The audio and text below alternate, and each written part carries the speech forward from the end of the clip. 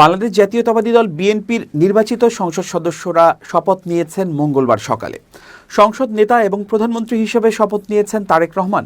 বিকালে জাতীয় সংসদ ভবনের দক্ষিণ প্লাজায় শপথ নেন নতুন মন্ত্রিসভার সদস্যরা। তাদের মধ্যে 25 জন পূর্ণমন্ত্রী আর 24 জন প্রতিমন্ত্রী হিসেবে শপথ নিয়েছেন। বিএনপি চেয়ারম্যান তারেক রহমানের নেতৃত্বে গঠিত হল 50 জনের নতুন মন্ত্রিসভা। পূর্ণমন্ত্রী হচ্ছেন যারা: 1. মির্জা ফখরুল ইসলাম আলমগীর, 2. আমির খসরু মাহমুদ চৌধুরী, 3. সালাহ উদ্দিন আহমদ, 4. ইকবাল হাসান মাহমুদ টুকু, 5. মেজর অবসরপ্রাপ্ত হাফিজ উদ্দিন আহমদ, 6. AZM জাহিদ হোসেন, 7. অন্তর্বর্তী সরকারের নিরাপত্তা উপদেষ্টা খলিলুর রহমান টেকনোক্র্যাট, 8. আব্দুল আউয়াল মিন্টু, 9. কাজী শাহ মুফাজ্জল হোসাইন কায়কোবাদ, 10. মিজানুর রহমান মিনু, 11.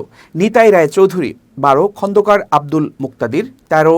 আরিফুল হক চৌধুরী, 14. জহিরুদ্দিন স্বপন, 15. মোহাম্মদ আমিন উর রশিদ টেকনোক্র্যাট, 16. আফরোজা খানম রীতা, 17. শহীদ উদ্দিন চৌধুরী এনি, 18.